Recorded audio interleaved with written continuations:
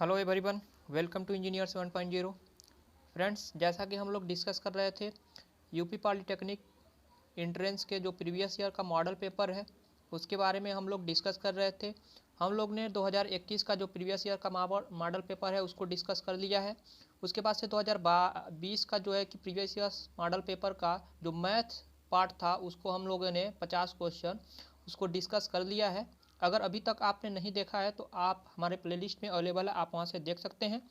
अब हम डिस्कस करेंगे 2020 का जो प्रीवियस ईयर का एंट्रेंस ग्रुप ए के लिए पेपर था उसके हम सेकेंड पार्ट जो कि फिजिक्स और केमिस्ट्री का होता है 50 क्वेश्चन, उसको हम इस सेशन में डिस्कस करने वाले हैं। तो फ्रेंड्स चलिए स्टार्ट करते हैं। फ्रेंड्स, हम स्टार्ट करने से पहले आपसे एक हम्बल रिक्वेस्ट करना चाहेंगे कि अगर अभी तक आप मैंने चैनल को सब्सक्राइब नहीं किया है तो कृपया चैनल को सब्सक्राइब कर लीजिए, साथ बेल आइकन को इम्प्रेस कर लीजिए। फ्रेंड्स, जैसा कि आप देख पा रहे हैं यहाँ पर दिया है एक हवाई जहाज़ 400 मीटर उत्तर की ओर जाता है, फिर 300 मीटर पश्चिम की ओर जाता है, उसके बाद 1200 मीटर ऊर्ध्वाधर ऊपर चला जाता है। इसे आप कल्पना कीजिए जैसे कि हम मान लेते हैं नॉर्थ साइड में कुछ ऐसे एक जो कि जहाज़ है, नॉर्थ साइड में बोला है कितना 400 मीटर, ठीक है। उसके बाद से क्या कर रहा है, ऊपर नॉर्थ साइड में है, ठीक है। और उसके बाद से नॉर्थ साइड के बाद फिर 300 मीटर पश्चिम साइड में, यानी कि पश्चिम साइड में हो गया 300 मीटर, ठीक है। ये आपका 400 मीटर हो गया।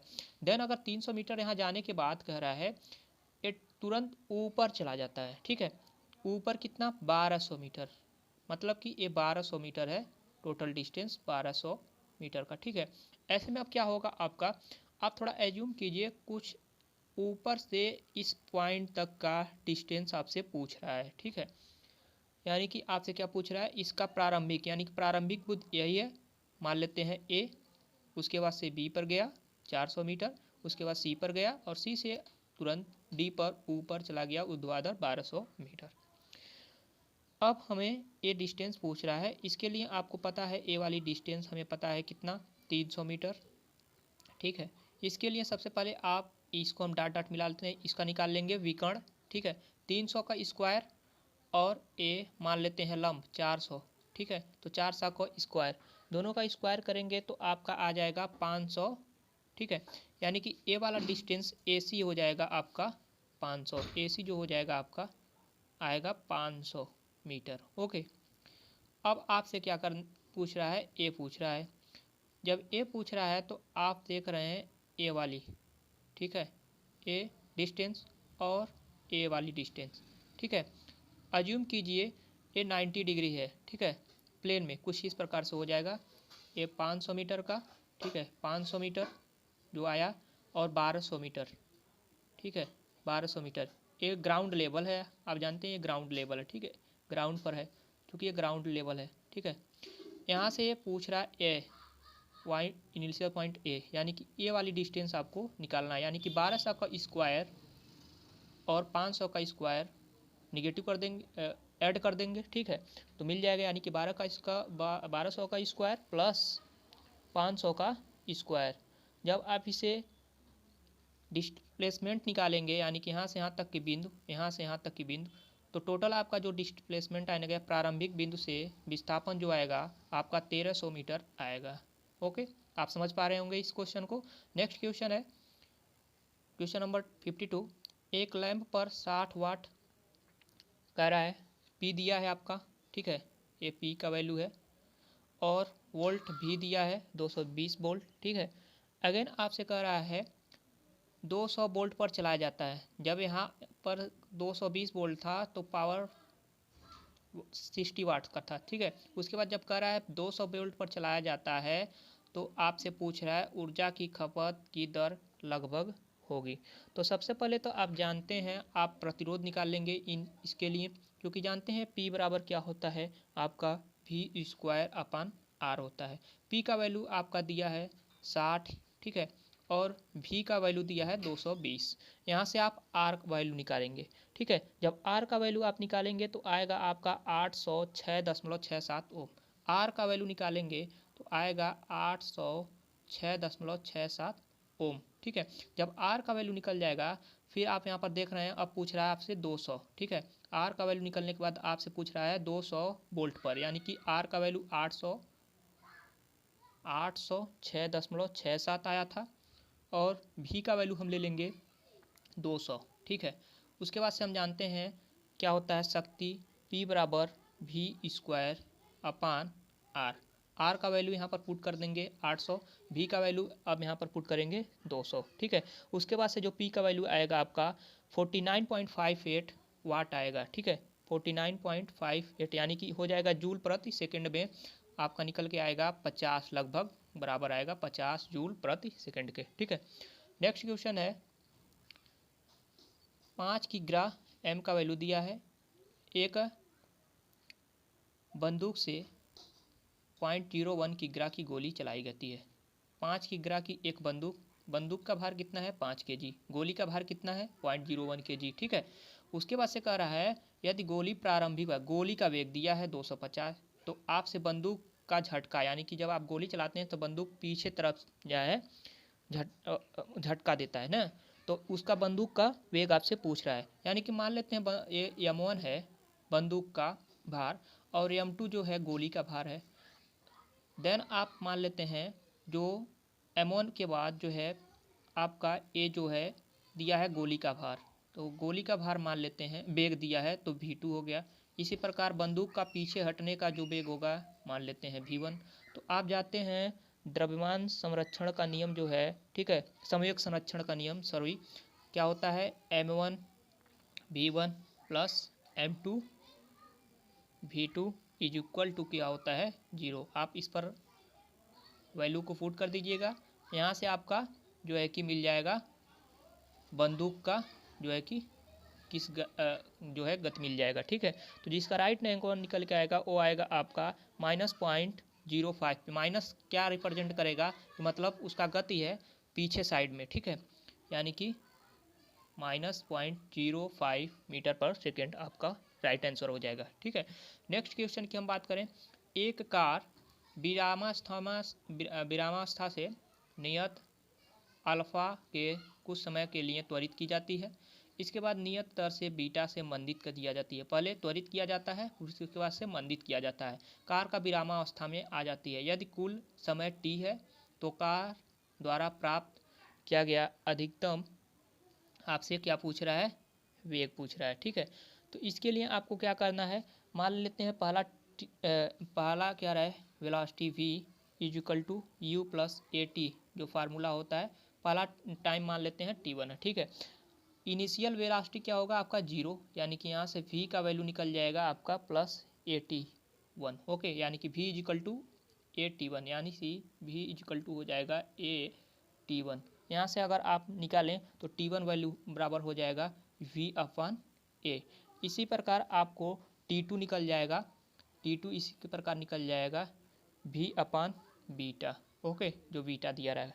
ठीक है, उसके बाद टोटल समय यानी कि t, टोटल समय क्या हो जाएगा t is equal to t1 plus t2। t1 क्या था v अपान जो है कि आपका अल्फ़ा था प्लस v अपान बीटा। v कॉमन ले लेंगे, इसको हल करेंगे तो आएगा फाइनल निकल के आपका v का वैल्यू, v का जब वैल्यू निकालेंगे तो अल्फ़ा इंटू बीटा अपान alpha plus beta into T, ये हो जाएगा आपका वेलोसिटी राइट आंसर। तो कौन सा ऑप्शन होगा आपका हो जाएगा right answer option D. Okay, option D will be right answer.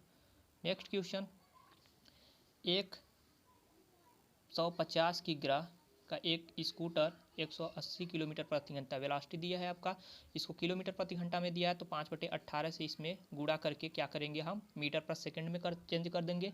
ठीक है, जब मीटर पर सेकंड में चेंज करेंगे तो इसका वेलोसिटी आएगा आपका 30 मीटर पर सेकंड आ जाएगा। ठीक है, उसके बाद से आपको ध्यान रखना है कि गति का जो समीकरण होता है प्रथम, हम जानते हैं गति का समीकरण आपसे यहाँ पूछ रहा है गाड़ी 10 सेकंड में रोकने के लिए आवश्यक बल पूछ रहा है। ठीक है, तो टाइम दिया है, क्योंकि हम गति का समीकरण जानते हैं v is equal to u minus a t. ठीक है, जानते हैं।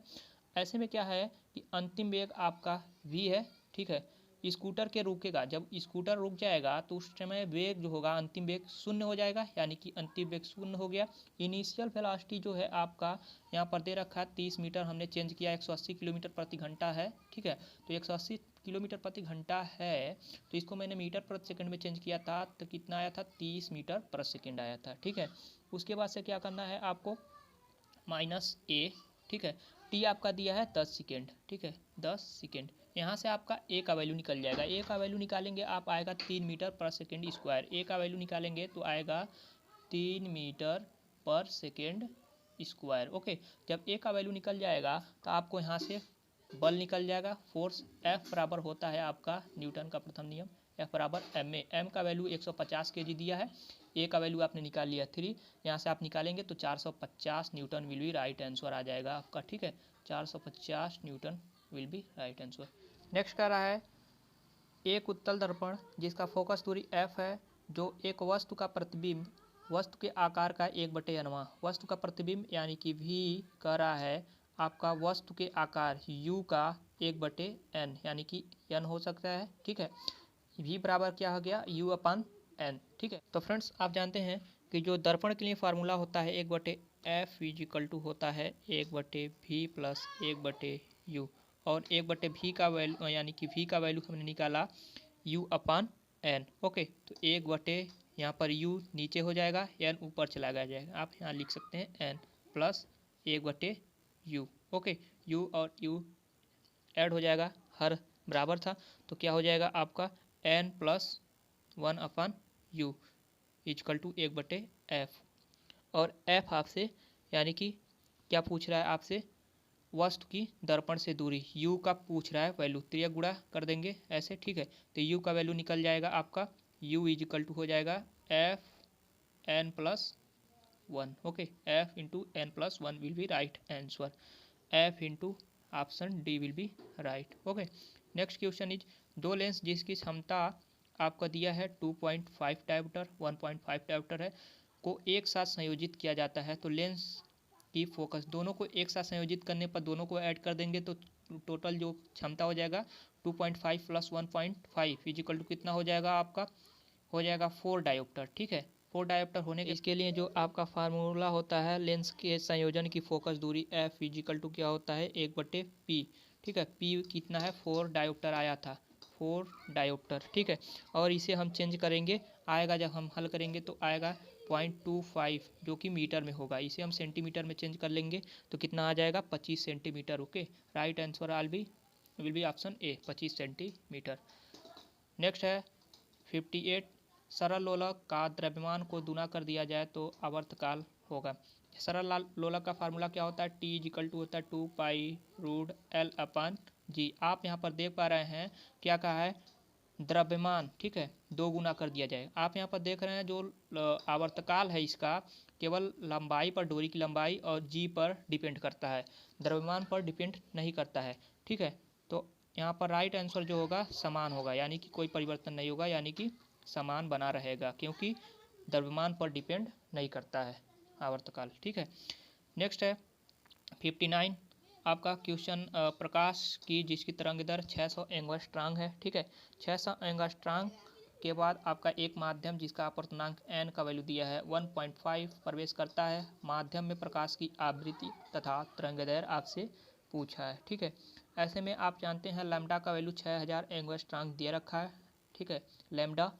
उसके बाद इसे आप चेंज कर लेंगे, एंगस्ट्रॉम है तो मीटर में चेंज कर लेंगे तो 6000 गुणे 10 आपका कितना हो जाएगा -10 मीटर, ओके, -10 मीटर जो है कि लैम्डा का वैल्यू हो जाएगा, ठीक है।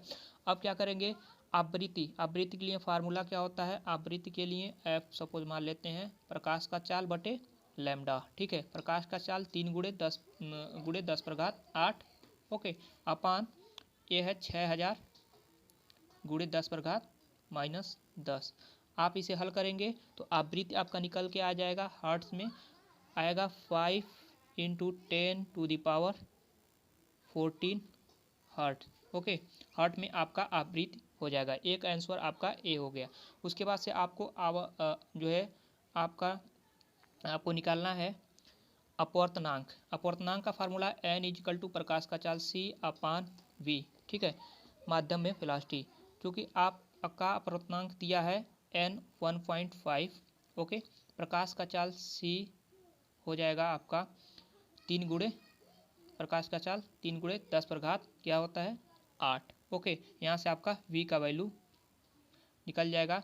v का वैल्यू निकालेंगे तो आपका आएगा 2 गुणे 10 पर घात, v का वैल्यू निकल के आएगा 2 गुणे 10 पर घात 8 मीटर पर सेकेंड। ओके, इसके बाद से आप क्या करेंगे, आवृत्ति, जब प्रकाश एक माध्यम से दूसरे माध्यम में प्रवेश करता है तो आवृत्ति क्या होती है, चूँकि हम जानते हैं कि अपरिवर्ती रहती है आवृत्ति अपरिवर्ती रहती है, ऐसे में v वेलोसिटी इजिकल टू हम जानते हैं लैम्डा लिख सकते हैं f आवृत्ति। ओके, आवृत्ति f मान लेते हैं।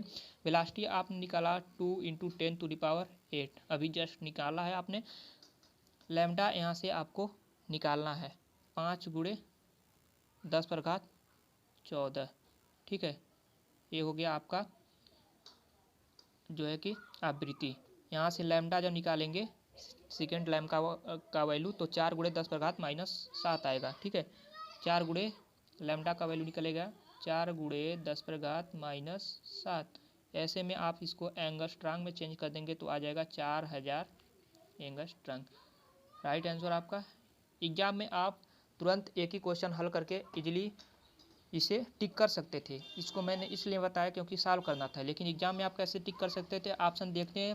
फर्स्ट क्वेश्चन आपने आवृत्ति निकाला, आवृत्ति कितना आया था आपका 5 गुणे 10 पर घात 14 आया था। आप देख रहे हैं कोई भी ऐसा नहीं है जिसमें 5 गुणे 10 पर घात 14 आए। ठीक है, तो आप इजीली आप सेकेंड जो है स्टेज सॉल्व न करके तुरंत आप ऑप्शन को टिक कर देंगे। ठीक है, इससे आपका टाइम बचेगा।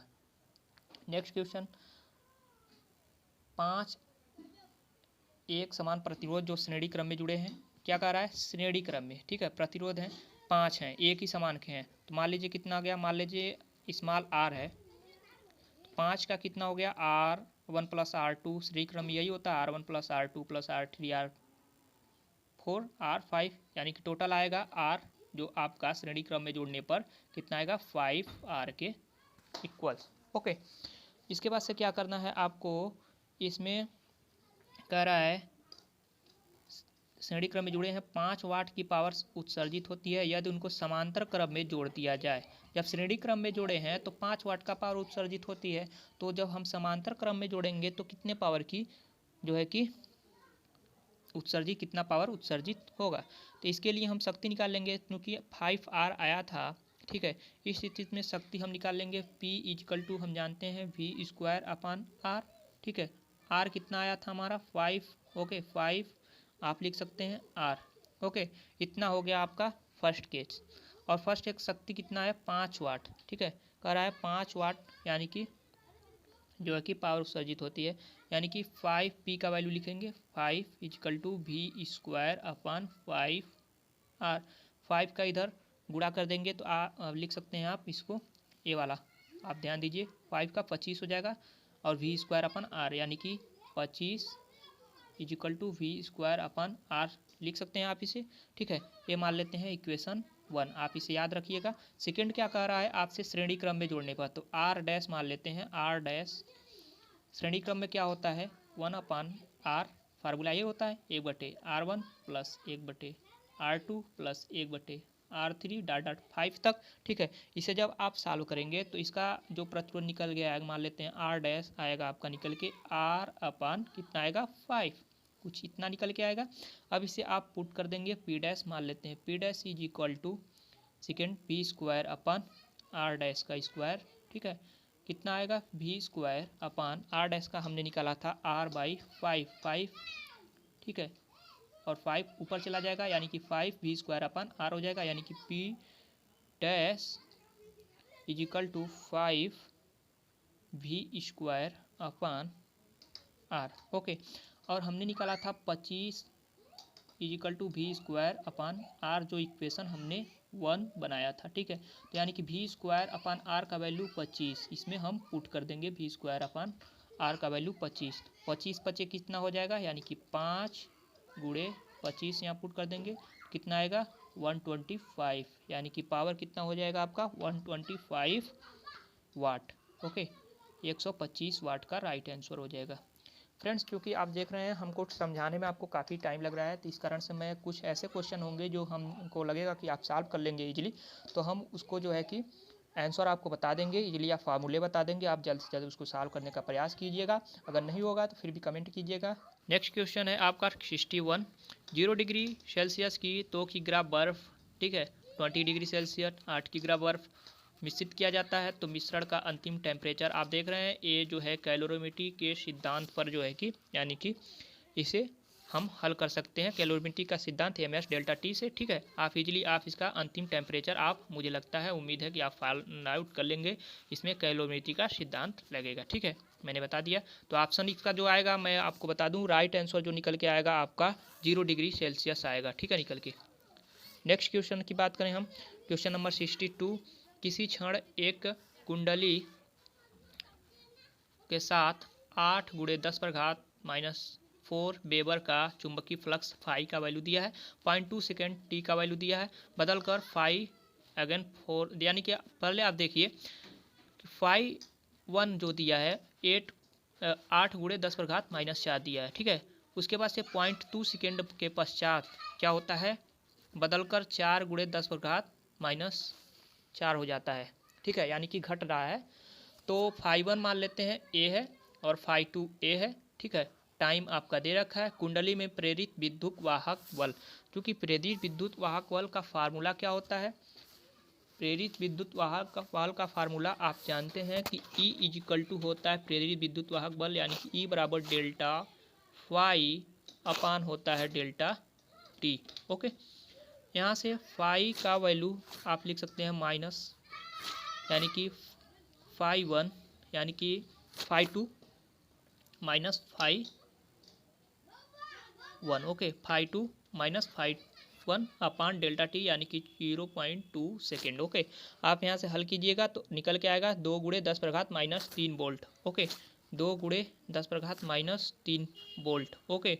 ये बदल जाएगा आपका मिली वोल्ट में, तो मिली वोल्ट में आएगा 2 millivolt, okay, 2 millivolt will be right answer, option आपका हो जाएगा। यहाँ पर देख रहे हैं 2 मिली वोल्ट नहीं दिया है, तो ऑप्शन में आप ये टिक कर सकते हैं, ठीक है। ये पॉइंट देख रखा है लेकिन पॉइंट नहीं होना चाहिए, तो option a will be right answer होगा, यानी कि 2 मिली वोल्ट होगा आपका राइट आंसर, ओके।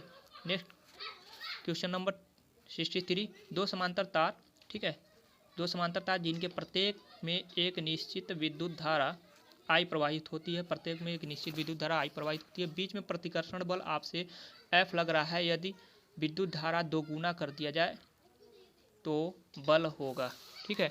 सबसे पहले तो आप जानते हैं इसके लिए प्रतिकर्षण बल का फार्मूला F = क्या होता है आपका μ0 बोल सकते हैं, ठीक है, I1 × I2 अपान 2πd, ओके। कह रहा है विद्युत धारा यानी कि 2 गुना कर दिया जाए, ठीक है, 2 गुना कर दिया जाए कि I1 और I2 जो है 2 गुना कर दिया, तो 2i इसको करेंगे 2i इसको, तो 2 और 2 मिलके गुणा करेंगे तो 4 हो जाएगा, यानी कि 4 टाइम्स हो जाएगा F का, यानी कि राइट आंसर जो होगा आपका 4F, okay. Next question is 64। यदि पृथ्वी की त्रिज्या द्रव्यांत दोनों में 50% कम कर दिया जाए तो गुरुत्वीय त्वरण हो जाएगा। आप जानते हैं इसका फार्मूला क्या होता है, small g = capital G = me/r², okay. M e कह रहा है 50% का, 50% का मतलब हाफ, यानी कि me/2, ओके। और आर ई भी कह रहा त्रिज्या भी हाफ कर दिया जाए m/2, यानी कि एक 2 से 2 तो कैंसिल हो जाएगा, दूसरा ऊपर चला जाएगा, यानी कि 2 हो जाएगा, 2 आप लिख सकते हैं, जो निकल के आएगा 2 टाइम्स हो जाएगा, 2 यानी कि g/r², यानी कि ये जो हो जाएगा g के बराबर, यानी कि मान लेते हैं g डैश है तो g डैश इसका हो जाएगा आपका g डैश 2g के बराबर, ओके। अब कह रहा है आपसे कि परिवर्तन कितना होगा, ठीक है। आप देख रहे हैं गुरुत्वीय त्वरण में, तो पहले कितना था g, बाद में कितना हो गया 2g, यानी कि 2g माइनस g, परसेंटेज निकाल लेंगे, इनिशियल कितना था g, ओके, 100 कितना आएगा 100%, ओके। नेक्स्ट क्वेश्चन इज 1 ओम प्रतिरोध क्या था गया है, 1 ओम प्रतिरोध के एक तार को इस प्रकार खींचा जाता है कि उसके व्यास में 0.25% परिवर्तन होता है। तो तार के प्रतिरोध में प्रतिशत परिवर्तन ज्ञात कीजिए। तो प्रतिशत परिवर्तन आपको तार के, क्योंकि आप जानते हैं V इजकल टू होता है ए आई या ए एल इजकल टू आई बराबर, यहाँ से लिख सकते हैं V अपान ए। ओके, यहाँ से आपको क्या करना है, प्रतिरोध R बराबर आप जानते हैं रो एल अपान ए, ये फार्मूला आप जानते हैं।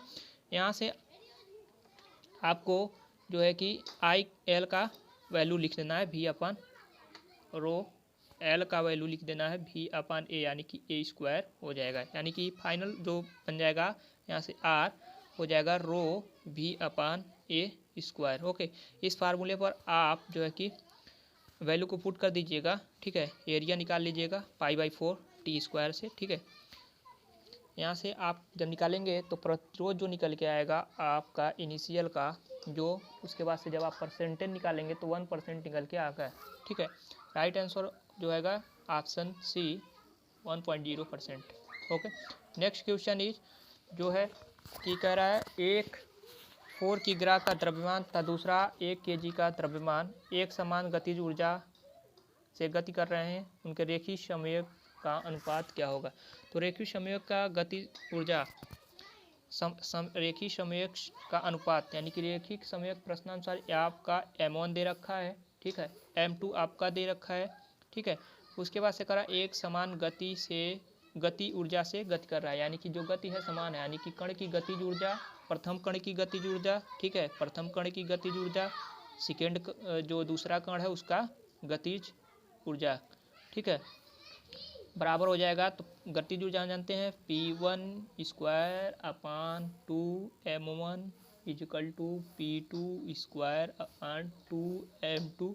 आप इस फार्मूले पर हल करेंगे तो P1/P2 यानी से लिख सकते हैं P1 स्क्वायर/P2 square is equal to m1/m2 लिख सकते हैं। यहाँ से P1 P2 का वैल्यू निकालेंगे तो P1 और P2 इसी का अनुपात पूछ रहा है, रूट m1/m2। m1 कितना है आपका 4 का रहा है, m2 1, इसका रेशियो कितना आएगा 2:1। ओके, 2:1 हो जाएगा। ठीक है, ऑप्शन डी। नेक्स्ट है 67 2000 ग्राम। ठीक है, टेम्परेचर दे रखा है 10 से 50 बढ़कर। ठीक है, आवश्यक ऊष्मा की मात्रा कितना होगी, ये भी जो है कि ताप में परिवर्तन क्या होता है, आवश्यक ऊष्मा ms delta T. Okay, m आपका 2000 इंटू 1 यस का वैल्यू हो जाएगा। ठीक है, डेल्टा टी क्या है, विशिष्ट ऊष्मा यस है। डेल्टा टी टेम्परेचर 10 से 50, यानी कि 50 माइनस 10, 40 डिग्री का टेम्परेचर में परिवर्तन हो रहा है, 10 से 50 हो रहा है, यानी कि जब इसको हल करेंगे तो कितना आ जाएगा 8000 आएगा आपका, 80,000 कैलोरी। ओके सॉरी, 80,000 कैलोरी आपका निकल के आएगा। राइट आंसर जो आएगा आपका 80,000, ऑप्शन बी। ओके, नेक्स्ट है 68 20 न्यूटन का एक बल एक पिंड पर लगाया जाता है, तो पिंड पर 45 डिग्री का 1 मीटर की गति करता है, तो बल द्वारा किया गया कार्य, इसका फार्मूला आप कहते हैं कृत कार्य इक्वल टू, यानी कि कृत कार्य मतलब किया गया कार्य एफ डी कॉस थीटा, ये फार्मूला आप जानते होंगे। एफ का वैल्यू 20 न्यूटन, विस्थापन कितना हो रहा है आपका, 20 न्यूटन का बल लगाने पर विस्थापन आपका कहाँ दिया है 1 मीटर गति करता है, यहाँ पर देख रहे हैं ना, 45 डिग्री के कोण से 1 मीटर गति करता है, यानी कि विस्थापन 1 मीटर, उसके बाद से 45 डिग्री कास 45 डिग्री। आप इसे हल करेंगे तो कितना निकल के आएगा आपका कृतकार, आपका 10√2। ओके, 10√2 जो है कि जूल कृतकाल हो जाएगा। Right answer option B.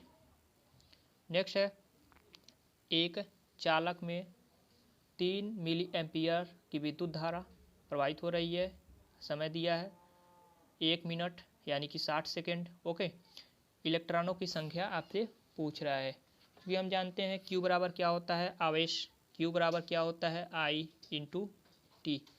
Q बराबर हम लिख सकते हैं N into e is equal to i into t. यहाँ से आपसे वैल्यू कह रहा है कि इलेक्ट्रॉनों की संख्या N का वैल्यू पूछ रहा है, I इंटू टी इंटू अपन ई हो सकता है। ठीक है, ई को यहाँ पर कर देंगे तो I यानी कि इलेक्ट्रॉनों की संख्या है N इजिकल टू I विद्युत धारा इंटू T अपान E इलेक्ट्रॉनों, एक इलेक्ट्रॉन की संख्या। ओके, आप यहाँ से क्या करेंगे, आप इसे हल करेंगे तो इलेक्ट्रॉनों की संख्या जो निकल के आएगा 1.125 इंटू 10 टू दी पावर आपका निकल जाएगा 18। ओके, तो राइट आंसर जो हो जाएगा 10 to the power 18 will be right answer. Next है 70। एक गुब्बारे में हीलियम 27 डिग्री सेल्सियस एक वायुमंडलीय दाब पर इतना 500 घन मीटर भरी है। ओके, हीलियम का आयतन क्या कर रहा है, अगेन -3 डिग्री सेल्सियस पर और 0.5 वायुमंडलीय दाब है। ओके, तो एक फार्मूला कौन सा है आपका, जो है कि आप जानते हैं एक फार्मूला होता है आपका आदर्श गैस का समीकरण। Okay, P1 V1 upon T1 is equal to P2 V2 upon T2। Okay, आप यहाँ से फाइंड आउट कर सकते हैं। उम्मीद करता हूँ V2 का वैल्यू आप फाइंड आउट कर लेंगे। ओके, V2 का वैल्यू आपका निकल के आएगा 900 घन metre. Okay, right answer option d. Next question is, आप देख रहे हैं वेट स्टोन, एक ब्रिज दे रखा है यहाँ पर, आपसे यहाँ पर ए बी के बीच धारा पूछ रहा है। ओके, इसका फार्मूला आप जानते हैं, ये वाला इसके बटे और ये वाला इसके बटे करके 1 बटे वेट स्टोन का। ठीक है, तो प्रतिरोध निकल जाएगा कुछ, आपका प्रतिरोध आपसे पूछ रहा है, जो निकल के आएगा इसका वेट स्टोन का। ऑप्शन इसका दिया नहीं है, मैं आपको आंसर बता देता हूँ। आंसर इसका 2 ओम जो है कि आएगा, 71 का 2 ओम ओके राइट आंसर आएगा। ठीक है, नेक्स्ट क्वेश्चन है 72। एक लेसर सिग्नल चंद्रमा पर भेजा जाता है, T सेकेंड में वापस आता है। ठीक है, देखिए यहाँ पर आपको ध्यान देना है कि T सेकेंड में वापस आता है, यानी कि जाने में और फिर आने में, यानी कि जाने में और आने में दोनों मिला के समय कितना है, T सेकेंड। ओके, उसके बाद से प्रकाश का चाल आप जानते हैं C। तो चंद्रमा की प्रेक्षक दूरी, तो दूरी क्या होगी, दूरी बराबर हो जाएगी आपका चाल गुणे समय। ठीक है, चाल कितना है, प्रकाश का चाल C इंटू समय कितना है, केवल पूछा है दो चंद्रमा की दूरी, तो जाने में केवल समय, आने में टोटल T है तो T/2 हो जाएगा, हाफ। ठीक है, उसका आधा हो जाएगा। ठीक है, तो CT/2 राइट आंसर। ओके, तो आपका CT/2 ऑप्शन डी। नेक्स्ट है, एक प्रेषक समुद्र के किनारे खड़ा है जो कि प्रति मिनट 54 तरंगे नोट करता है।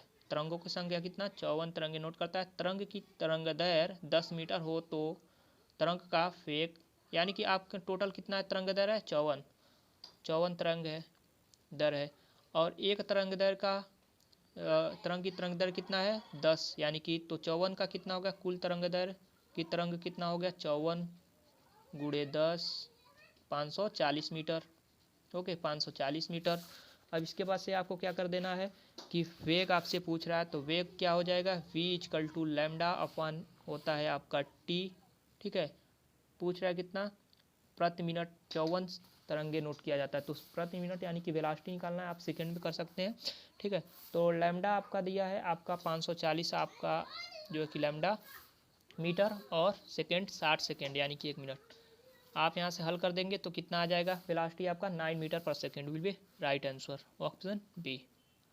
नेक्स्ट है, एक पदार्थ के दो गोले जिसकी त्रिज्या r और 2r है, एक दूसरे के संपर्क में रखे हैं, बीच में लगने वाले आकर्षण बल का मान समानुपाती हो जाए।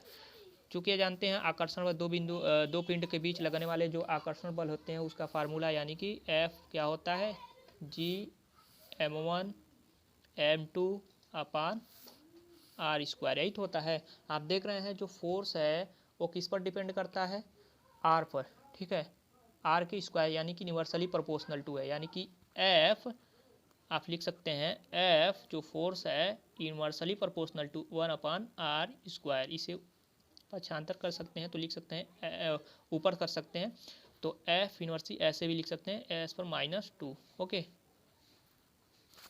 Directly proportional to -2 r। Okay, next है आप यहाँ पर राइट आंसर हो जाएगा कौन, बी। नेक्स्ट है आपका, एक 4 न्यूटन का एक समान बल 40 किग्रा के पिंड पर 2 मीटर की दूरी तक कार्य करता है, पिंड के द्वारा प्राप्त की गई गतिज ऊर्जा क्या होगी। तो पिंड के द्वारा प्राप्त की गई गतिज ऊर्जा की फार्मूला आप इजीली मुझे लगता है कि आप लगा लेंगे। ठीक है, आप यहाँ से लगाइएगा तो 8 जूल आपका राइट आंसर आएगा। ठीक है, चूँकि नेक्स्ट क्वेश्चन है 76 जो कि जो है कि केमिस्ट्री का पार्ट स्टार्ट हो चुका है। तो केमिस्ट्री के पार्ट में फर्स्ट 76 क्वेश्चन है। ठीक है, आवर्त सारणी में सर्वाधिक ऋण विद्युत, सर्वाधिक ऋण विद्युत का एक फार्मूला एक ट्रिक है FON। ओके, फोन सबसे ज़्यादा ऋणात्मक फ्लोरीन, उसके बाद ऑक्सीजन, उसके बाद नाइट्रोजन। तो इसमें क्या है, सबसे ज़्यादा फ्लोरीन को है विद्युत ऋणी होता है। नेक्स्ट है IUPAC आपसे नाम पूछ रहा है। आप देख रहे हैं CH3 CH3, उसके बाद CH3 का होल ट्वाइस दिया है। आप इसे ऐसे भी बना सकते हैं, अगर आपको CH3 CH ये दिया है CH3, ओके CH3 और इधर भी आप लिख सकते हैं CH3। आप यहाँ से जो है कि IUPAC नाम लिखने के लिए सबसे लंबा जो है कि कौन सा पथ है, ए वाला है। ठीक है, 1 2 3 और 4, यानी कि 2 नंबर पर आप देख रहे हैं CH3 जुड़ा है और एक 3 नंबर पर जुड़ा है, यानी कि 2 3। ठीक है, तो आप इसका IUPAC नाम कैसे देंगे, तो IUPAC नाम इसका जो हो जाएगा आपका 2,3 डाईमिथाइल 2,3 डाईमिथाइल ब्यूटेन, 4 था। ठीक है, ब्यूटेन। ओके, ऑप्शन यहाँ पर है C, option C will be right. Next question is 78 निम्न में से कौन सा चक्रीय यौगिक नहीं है। तो चक्रीय यौगिक ऐसे होता है जैसे बेंजीन है, एक चक्रीय यौगिक है, कुछ इस प्रकार से इसका संरचना होता है। ठीक है, इस प्रकार से। तो इसी प्रकार से चक्री इसमें से पूछ रहा है कौन सा नहीं है। तो बेंजीन भी है, फिनॉल भी है, एंथ्रासीन भी है, नियोपेंटेन यानी कि 5 कार्बन होंगे पेंटेन में। ठीक है, तो नियोपेंटेन जो है आपका चक्रीय यौगिक नहीं है। नेक्स्ट क्वेश्चन इज 79 निम्न में से कौन सा एक रेडॉक्स अभिक्रिया का उदाहरण नहीं है। रेडॉक्स अभिक्रिया का उदाहरण कौन सा नहीं है, तो ऑप्शन ए आपका देख रहे हैं CuO + H2 Cu + H2O। ठीक है, इसी प्रकार जो आपका रेडॉक्स नहीं है, तो राइट आंसर जो इसका है आपका ऑप्शन बी BaCl2 H2SO4। ठीक है, जो है कि रेडॉक्स नहीं है। नेक्स्ट है STP 16 ग्राम ऑक्सीजन का आयतन। तो STP पर 16 ग्राम ऑक्सीजन, चूँकि हम जानते हैं कुल मोलों की संख्या O2 जो है 16/32 यानी कि 0.5 मोल आएगा, क्योंकि 0.5 मोल आएगा कुल मोलों की संख्या में।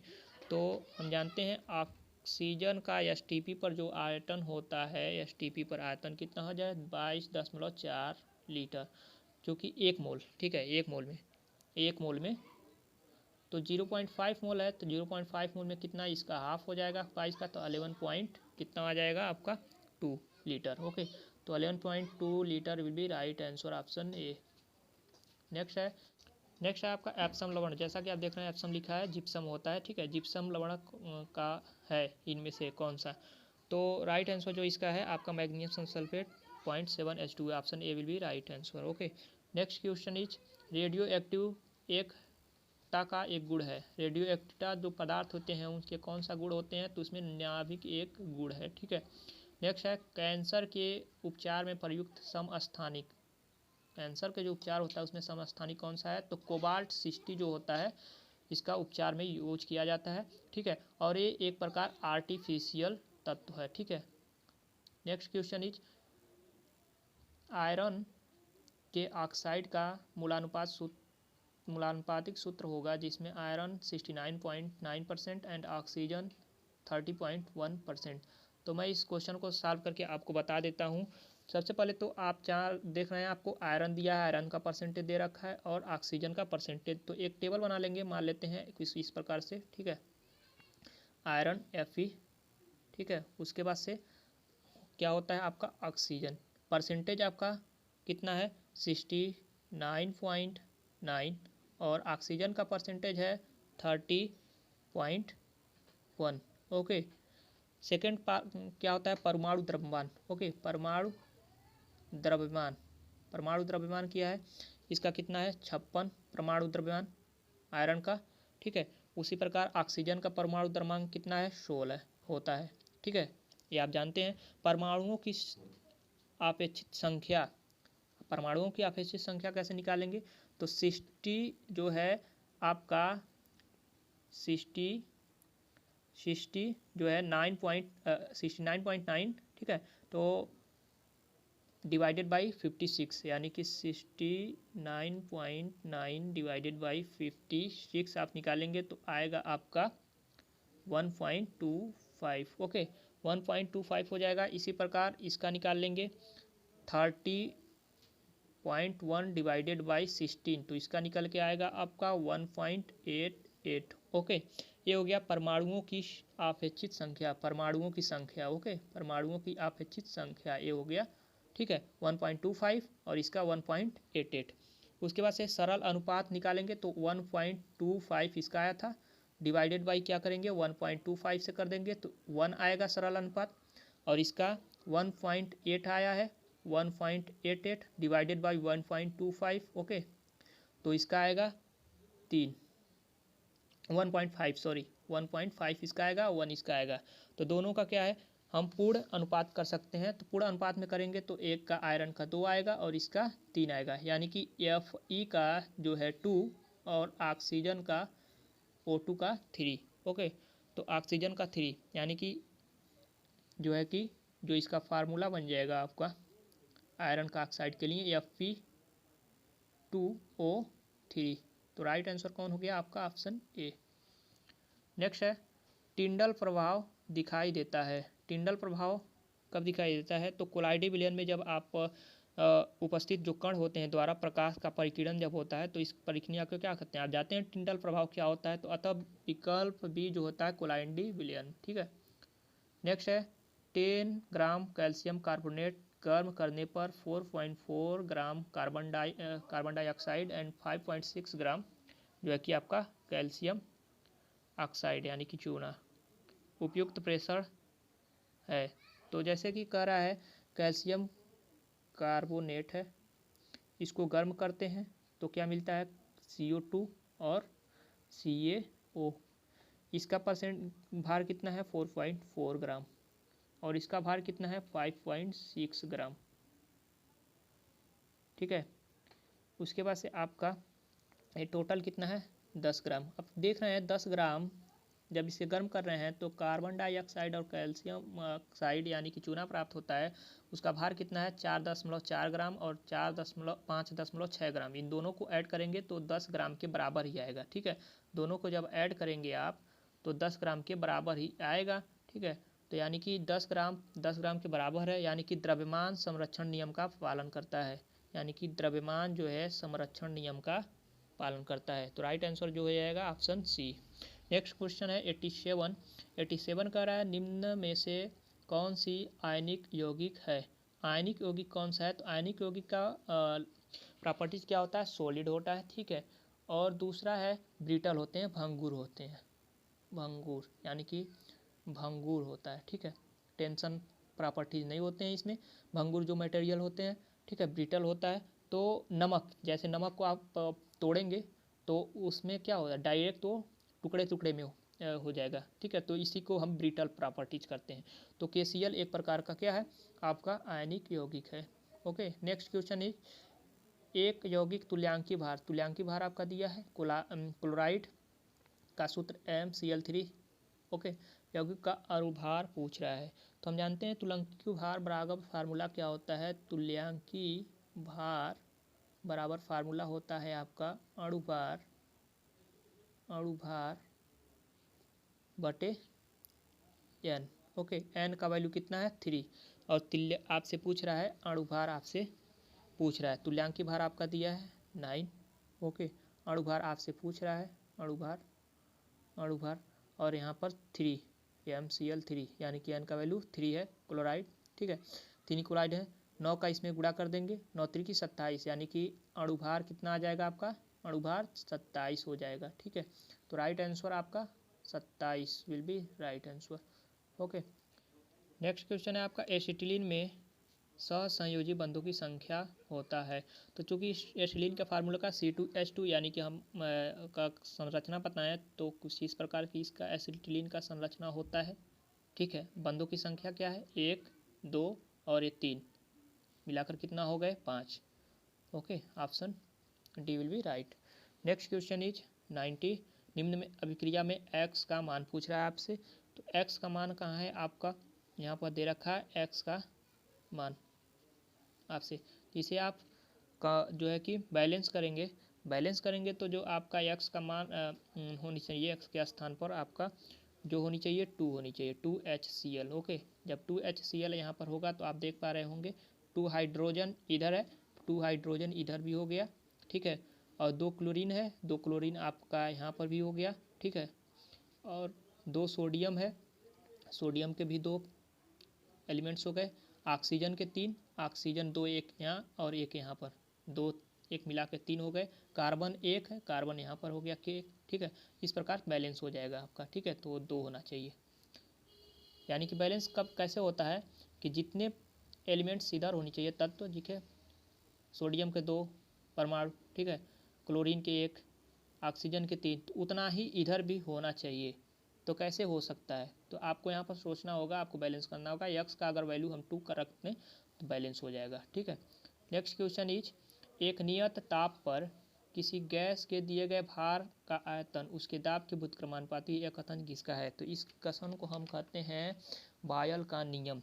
नियत टेम्परेचर पर जो कह रहा है गैस के भार का आयतन, volume is inversely proportional to व्युत्क्रमानुपाती होता है उसके दाब के, इसे हम बायल का नियम कहते हैं। ओके, तो बायल का नियम कहते हैं। कहाँ है आपका, यहाँ पर ऑप्शन बी। नेक्स्ट, निम्न में से कौन सा गलत मिलान है। ओके, तो धावन सोडा NaHCO3, आप देख रहे हैं धावन सोडा हम जानते हैं Na2CO3 फार्मूला होता है इसके, ठीक है, CO3।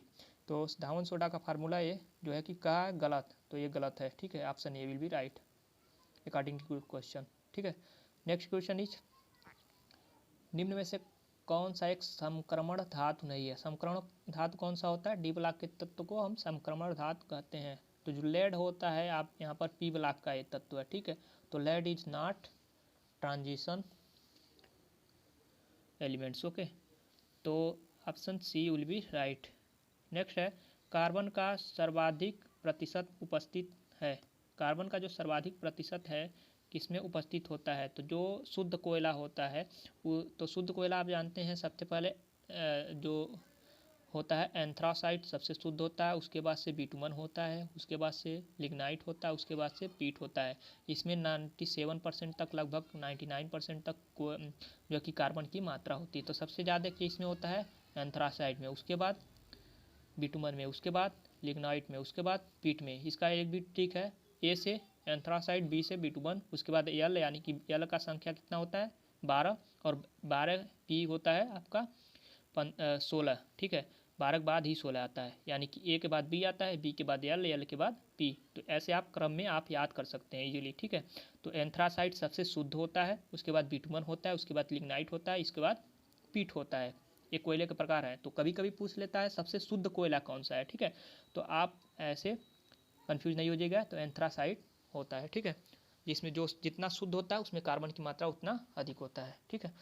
नेक्स्ट है, निम्न में से किस युग्म में संयोजी इलेक्ट्रॉन की संख्या भिन्न है। संयोजी इलेक्ट्रॉन की मतलब इलेक्ट्रॉनों की संख्या दोनों में सेम होनी चाहिए। सोडियम आप देख रहे हैं पॉजिटिव चिन्ह लगा है, पॉजिटिव का मतलब सोडियम का जो ओरिजिनल होता है, इसमें कितने सोडियम के क्रमांक होते हैं, 11 होते हैं। 11 मतलब पॉजिटिव लगा है, तो यह अपना जो है कि एक इलेक्ट्रॉन किसी को दे चुका है, ठीक है। इसका मतलब है इसका मतलब है 10। ओके, तो 10 है। इस प्रकार एल्युमिनियम का ओरिजिनल जो होता है 13 होता है, और ये 3 दे चुका है, 3+ देख रहे हैं, तो इसका मतलब 10, यानी कि 10 10 दोनों सेम है, इक्वल्स हैं, सही है। ऑक्सीजन आप देख रहे हैं, ऑक्सीजन का 8 होता है, ऑक्सीजन पर माइनस चिन्ह लगा है, तो 8 है, तो इसमें जोड़ दें, मतलब ये 2 किसी से इलेक्ट्रॉन ले चुका है, तो इसका मतलब 2 इसमें ऐड कर देंगे तो कितना आएगा 10। और फ्लोरीन का 9 होता है, 9 में केवल एक माइनस का चिन्ह लगा है, तो 9 में 1 जोड़ देंगे तो कितना आ जाएगा 10। ए भी 10 दोनों बराबर है, ए भी सही है, ए भी सही है। अब यहाँ पर हम फास्फोरस का देख रहे हैं, फोरस का कितना होता है, और आर्गन का आप जानते हैं 18 होता है, फास्फोरस का आप जानते हैं 15 होता है। 15 में माइनस का चिन्ह लगा है तो 3 जोड़ देंगे तो आएगा 18, और आर्गन का 18 होता ही है। ठीक है, तो 18 18 दोनों सेम है, तो ये भी सही है। उसके बाद से मैग्नीशियम आपका 12 होता है, +2 का चिन्ह लगा है तो मैग्नीशियम 12 होता है, +2 मतलब -2 कर देंगे तो आएगा 10। और यहाँ पर मैग्नीज आप देख रहे हैं +2 रखा है। मैग्नीज का कितना होता है, तो मैग्नीज आप जानते हैं कि मैग्नीज जो होता है इसमें आपका मैग्नीज +2 है, तो मैग्नीज का टोटल जो मिला के आ जाएगा आपका 25 होता है, तो 25 में से 2 घटा देंगे तो 23 आएगा, यानी कि सेम नहीं है। तो राइट आंसर जो होगा आपका ऑप्शन डी हो जाएगा, संयोजी इलेक्ट्रॉनों की संख्या भिन्न है। ठीक है, नेक्स्ट है ऑक्टेन संख्या का मान 0 है। ऑक्टेन संख्या का मान 0 है किसमें, तो कह रहा है एन हेप्टेन जो है उसमें ऑक्टेन की संख्या 0 है। Option b will be right. Okay, next question is जल की स्थायी कठोरता निम्न में की उपस्थिति के कारण होती है। किसके कारण, जो परमानेंट होता है अस्थायी कठोरता किसके कारण होती है, तो जो जल की अस्थायी कठोरता होती है क्लोराइड्स और सल्फेट के कारण होता है। ठीक है, तो क्लोराइड्स और सल्फेट आप देख पा रहे होंगे ऑप्शन में क्लोराइड्स और सल्फेट यहाँ पर दे रखा है, सोडियम और पोटेशियम के क्लोराइड और सल्फेट के कारण। जबकि अगर अस्थायी कठोरता करता तो बाइकार्बोनेट के कारण होता है। ठीक है, कार्बोनेट के कारण जो होता है अस्थायी, और सल्फेट व क्लोराइड के कारण स्थायी। तो स्थायी आपसे पूछा है तो option b will be right. Next है निम्न में से एक को छोड़कर सभी एल्केन श्रेणी के से आते हैं, तो कौन सा एक है जो एल्केन श्रेणी का नहीं है, तो है आपका, क्योंकि हम जानते हैं सबसे पहले कि एल्केन श्रेणी का अणुसूत्र क्या होता है, CnH2n-2, यही तो होता है। यानी कि C पर अगर n बराबर हम 2 रखते हैं तो यहाँ पर 2 रखेंगे तो 2 का 4 में यानी कि 2। ठीक है, 3 रखते हैं तो 3 दूना 6, और 6 में से 2 घटाएंगे 4, यानी कि C3H4। कुछ इस प्रकार से बढ़ते हैं। तो कौन सा इसमें से एल्केन का फार्मूला जो है कि श्रेणी में नहीं है, तो जो C3H8 है एल्केन की श्रेणी में आते हैं, परंतु जो C4H5 जो है श्रेणी में नहीं है। Option a will be right. Next है ब्रोमीन की ऑक्सीकरण संख्या 7+7 है। ब्रोमीन की ऑक्सीकरण संख्या +7 है। इस अवस्था में जो है कि इसमें से कह रहा है कौन सी जो ऑक्सीकरण, ऐसा कौन सा है इसमें ब्रोमीन की जो ऑक्सीकरण संख्या है 7 हो जाए। तो जो ब्रोमीन का ऑक्सीकरण संख्या है इसमें 7 हो जाए तो BrO पर निगेटिव जो चार्ज रखा है BrO4 पर जो है कि निगेटिव चार्ज में जो है कि ऑक्सीकरण संख्या जो होगा 7 होगा। ओके, नेक्स्ट करा है आपका टेफ्लॉन एक बहुलक है। टेफ्लॉन किस चीज़ का बहुलक है, तो टेफ्लॉन जो है टेट्राफ्लोरोएथिलीन के योगात्मक बहुलीकरण से निर्मित किया जाता है। टेट्राफ्लोरो जो है कि ethene, option b CF2 double bond CF2। Okay, तो जो इसका बहुलीकरण प्रोसेस होता है उसके बाद से टेफ्लॉन आपको प्राप्त होता है। तो राइट आंसर जो होगा ऑप्शन बी। तो फ्रेंड्स ये रहा 2020 का जो प्रीवियस ईयर का मॉडल पेपर था, हम लोगों ने अब डिस्कस कर लिया है। इसके मैथ पार्ट को भी हमने डिस्कस किया, और सेकेंड पार्ट में हम जो कि आज अभी डिस्कस किए फिजिक्स और केमिस्ट्री, यानी कि जो है कि टोटल 2020 का जो प्रीवियस ईयर का मॉडल पेपर है हम लोग डिस्कस कर लिए हैं। इसके पहले हम लोगों ने 2021 का प्रीवियस ईयर का मॉडल पेपर डिस्कस किया था। तो फ्रेंड्स 2021 और 2020 अगर अभी तक आपने नहीं देखा है 2021, तो हमारे प्लेलिस्ट में पहले 2021 का वीडियो नंबर जो 1 होगा मैथ का होगा, उसके बाद से उसका 2021 का जो है कि फिजिक्स केमिस्ट्री का वीडियो पड़ा होगा, उसके बाद से 2020 का जो है आपका मैथ का वीडियो पड़ा होगा प्लेलिस्ट में, और आज ये जो है कि आपका 2020 का फिजिक्स प्लस केमिस्ट्री का भी जो है कि वीडियो कंप्लीट हो गया। तो फ्रेंड्स अगर वीडियो को अच्छा लगा होगा तो कमेंट कीजिए, लाइक